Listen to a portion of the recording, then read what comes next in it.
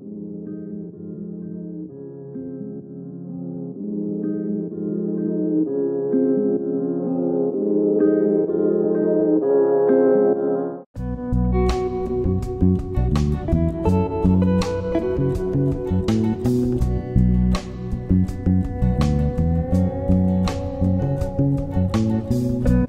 dans cette vidéo où je suis allé en excursion dans un petit village près de Sens. C'est un village similaire à ceux dont on a pu découvrir précédemment sur ma chaîne. Elle est située au milieu de nulle part dans une forêt défraîchie où musulmans et chrétiens vivent en harmonie. J'ai pu observer que la plupart des maisons en argile s'effaçaient petit à petit, laissant place à des maisons en ciment. Ce qui explique ce phénomène, c'est que les maisons en ciment sont beaucoup plus résistantes, surtout pendant la saison des pluies.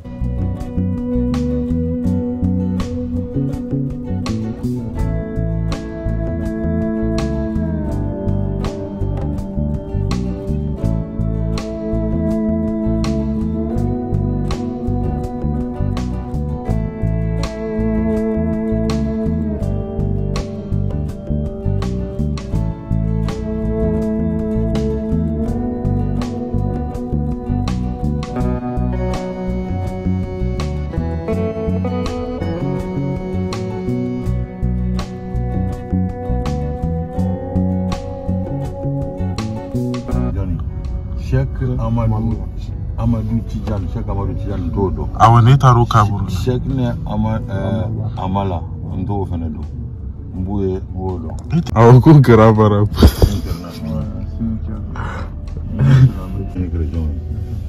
Donc les gens vont mettre un yango.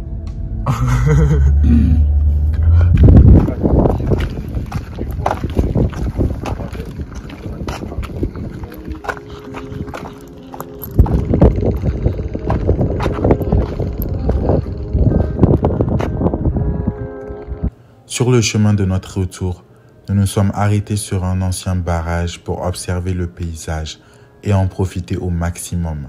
De nombreux bergers amènent leurs animaux se balader aux alentours et pour boire de l'eau dans la rivière.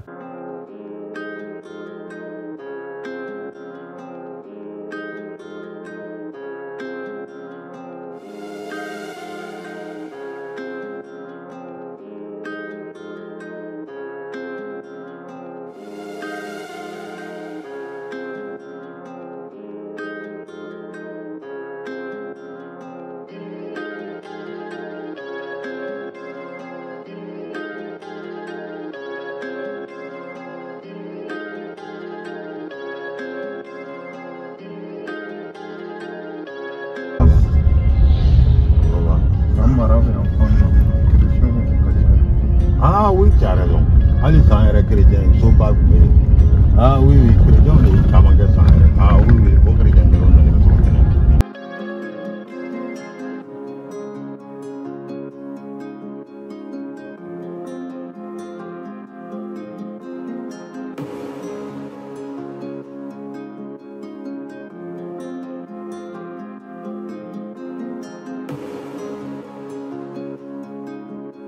Après notre petite excursion, je suis allé m'entretenir avec un coiffeur de la ville de Sens pour apprendre un peu plus sur son métier et son parcours de vie. L'interview était très enrichissante et nous pousse à réfléchir en profondeur et à trouver des solutions afin de résoudre les problèmes exposés. À la fin de l'interview, je donnerai mon opinion et des idées qui pourront peut-être aider.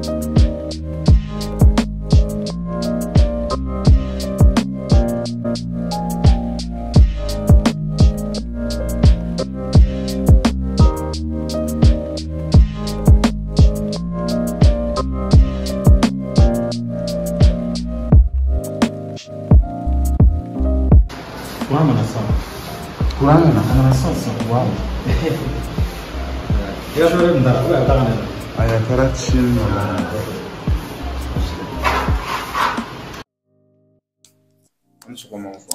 Wa somɔgɔ. Tɔgɔ ni jamu. Ne tɔgɔ ye Sunkalo Jara. Ka bɔ San Lafiyabugu. N ka baara ye kun coiffe ye. I bɛ ka dɔ sɔrɔ a la?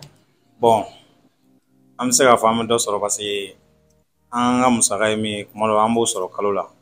Kuma dɔw la a bɛ gɛlɛya dɔɔni parce que marché ka suma. Bon, n ye kalan kɛ ka dan 9e année la. Bon, n échoué la DEF la. Bon, o ye kalan nege bɔnna dɔɔni quoi. Voilà, donc n ye école bila école 9e année la. Voilà, n ye école bila k'an to 9e année la. Donc au temps kɔnɔna de la n ye kun coiffe dege. Bon, n ye parantiya in kɛ à peu près a bɛ taa san 6 la. Awɔ.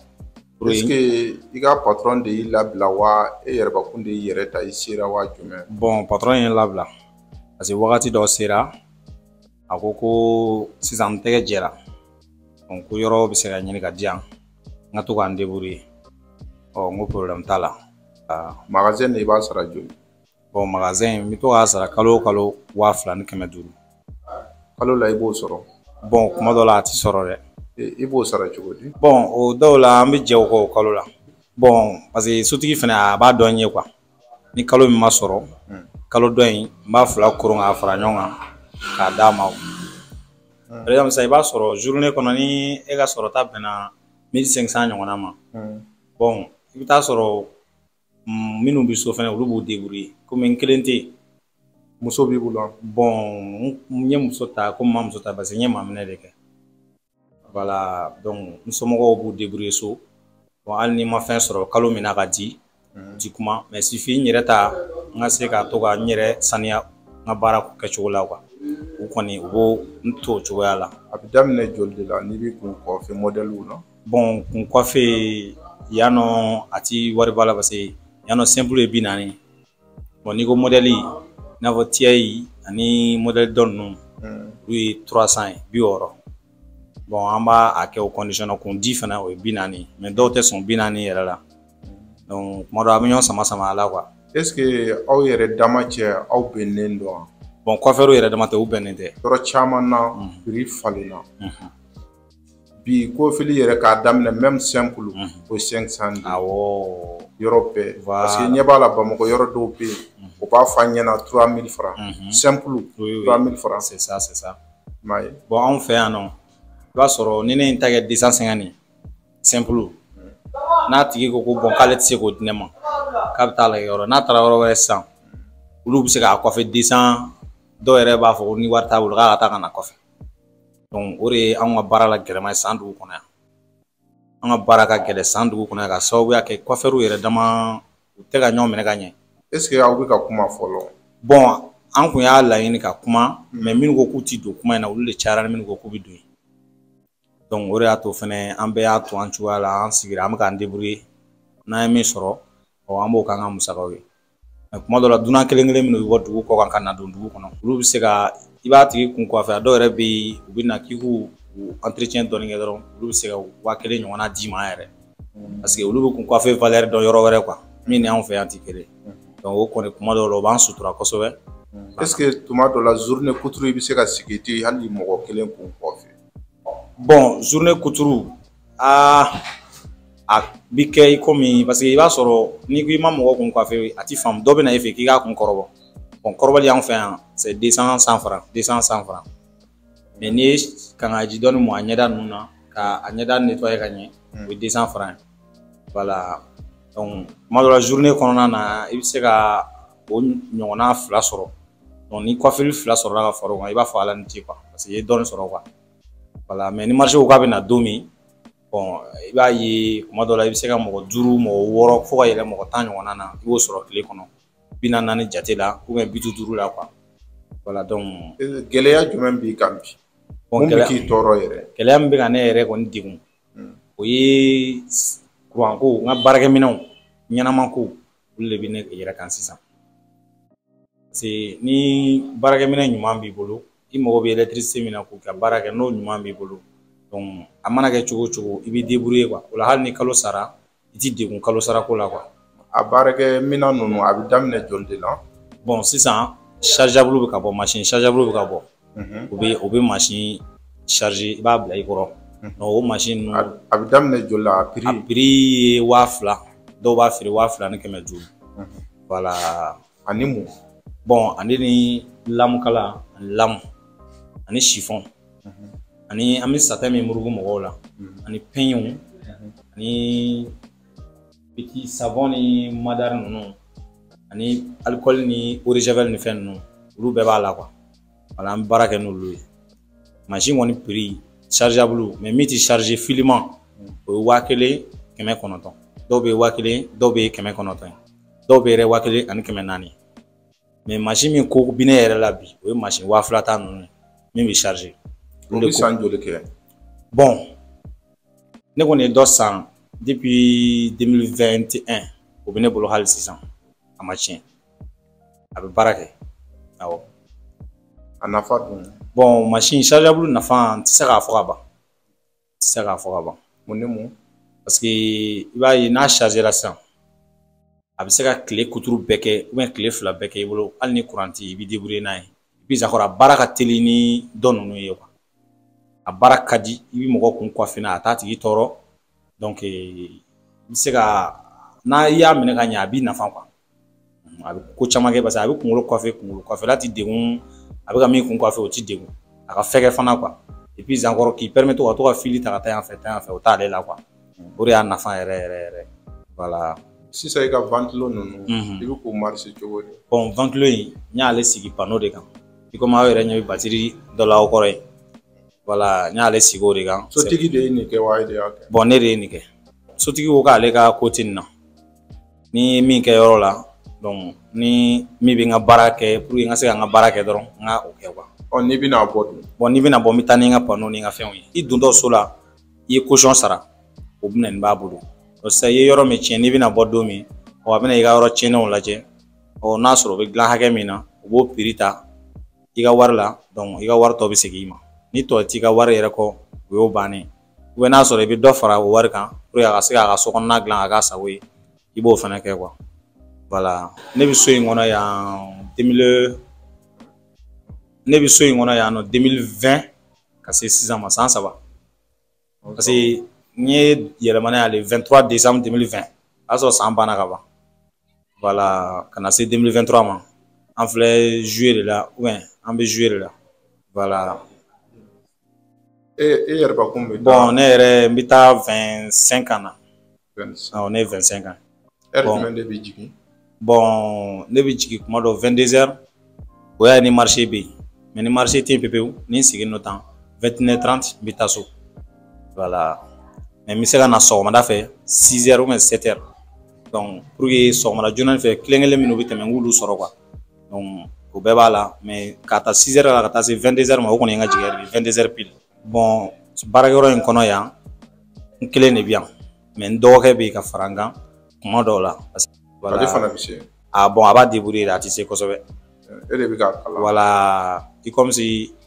n bɛ k'a kalan parce que a bɛ école la donc a bɛ taa village la fana ka taga sɛnɛ kɛ cɛkɔrɔba fɛ k'o dɛmɛ baaramisɛnninw na donc n'a nana wagati min na ne b'a débrouiller n'a ye n kɛrɛfɛ sinon n kelen de bɛ yan o degun fana bɛ kan kosɛbɛ parce que mɔgɔ caman tɛ ka sɔn ka don kunkafe parantiya la quoi ko wari t'a la quoi voilà o degun fana b'an kan kosɛbɛ parantiw tɛ sɔrɔ donc ni baara cayara i ma fɛnɛ fo client dɔw bɛ muruti ka wuli ka taa e delila ka wari ta banque la ayi a jigiya tɛ ɲɛ mɔgɔ min bɛ se ka bila ɲɛ ka taa banque la ka taa juru ta donc n t'a dɔn n b'a sɔrɔ cogoya min na sinon n'i ye juru sɔrɔ a ka di n ye komi aw yɛrɛ delila ka taa ɲininkali la yen nɔ bon n delila ka taa ɲininkali la mais olu banque modèle jumɛn bon o tun ye u ka musow ka tɔn kɛsu ninnu dɔ ko sɔrɔ yiriwaso a i n'a fɔ a calendrier filɛ nin ye donc olu ko n'i bɛ fɛ i ka entreprise ka développer k'i ka to ka bilankɔrɔ kɛ i kɛrɛfɛ o la don min ni ko dɔ cunni kan i bɛ se k'o ta k'i ka entreprise o dingɛ datugu quoi voilà donc minnu ye juruko demander olu fɛ olu y'a jira k'a fɔ anw bɛ ka bilali hakɛ min kɛ o tɛ se ka juru ta olu fɛ yen donc o degun kɔni fɛnɛ b'an kan parce que an tɛ se ka juru sɔrɔ mɔgɔ fɛ donc banque yɛrɛ fɛnɛ na kɔfɛri kɛ man di ka juru sɔrɔ fo ni relation ba b'i la ni dɔ y'a ta a yɛrɛ tɔgɔ la ka na d'i ma i b'a rembourser o tigi ye o mɔgɔ yɛrɛ fɛnɛ tɛ ne bolo o degun b'an kan sinon n ma deli ka juru ta banque la n m'a ta mɔgɔ fɛ fana ka ye bon min ka di ne ye kosɛbɛ diɲɛ yɛrɛ kɔnɔ o ye commerce ye parce que ni ala y'a kɛ ko n sera ka hɛrɛ bɔ fan sɔrɔ ni kɔfɛ bon baara in kun kɔfɛ n'a kɛra taaɲɛfɛn a ka di n ye kosɛbɛ parce que n'i y'a minɛnw sɔrɔ a bɛ taa ɲɛ mais futur la n ka siniɲɛsigi la n bɛ fɛ ka min labɛn o ye jago ye. Est-ce que n'i yɛrɛ tɛ jago ye? Voilà, o de y'a to n ko jago ka di n ye parce que n'i ye jago ye n'i ye min sɔrɔ don min n'i sera a minɛ cogo la sini ni dɔ fara kan a bɛ taa ɲɛ quoi parce que n'i sera nin minɛ cogo la i bɛ se ka jago kɛ i y'a fɔ feereli quoi min ni nin fɛnɛ tɛ ɲɔgɔn ye parce que n'i baara i bɛ min kɛ k'a minɛ donc feereli la dɔ bɛ na ni wari ye i bɛ fɛn dɔ ta ka d'a tigi ma voilà. I ni musow tɛ baara kɛ yan? Bon parce que an ka baara in filɛ nin ye n'i ko k'i ye coiffeur ye pour les hommes cɛw ta n'i k'i musow sen don a la cɛw tɛ se k'u muɲu ka muso kɔnɔ muso kelen kunkolo bɛ se ka taa heure 4 heure 3.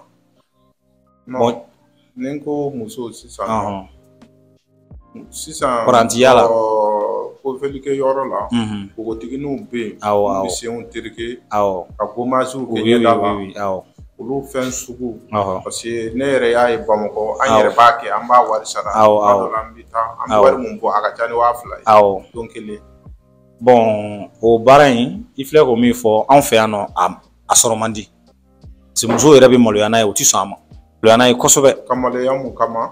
Parce que u bɛna fɔ ko n t'a dɔn n bɛna f'i ye cogoya min na n'i b'a faamu ni k'i mago bɛ mɔgɔ la ka na ko produit b'i bolo yɔrɔ dɔ b'i bolo a ka to ka i ka clientw mase k'u entretien kɛ a tigi tɛ sɔn parce que a tigi u t'a faamuya quoi voilà caman t'a faamu caman b'a miiri ko a bɛ kɔfalen bɛna kɛ ko wɛrɛ ye quoi u b'o de miiri u kunkolo la ka sɔrɔ o tɛ quoi i b'a ye e bɛ mago bɛ a bɛɛ ka ɲɛ na mais ale tigi bɛna hakilina min miiri ko in kɔnɔ ani mɔgɔw bɛna min fɔ a ye donc n'a ma e lamɛn dɔrɔn a tɛ ɲɛ quoi voilà o de b'an degun b'an kan sinon n'an ye musow sɔrɔ an ka baarakɛyɔrɔw la hali muso kunkɔfɛlaw fana bɛ yen muso minnu bɛ se kunkɔfɛ la ni muso ye baara o baara dege a bɛ se k'a kɛ an mago kɔni b'a bɛɛ la ni muso sɔrɔla ka parantiya dege an fɛ ka se kunkɔfɛ la a ka d'an ye.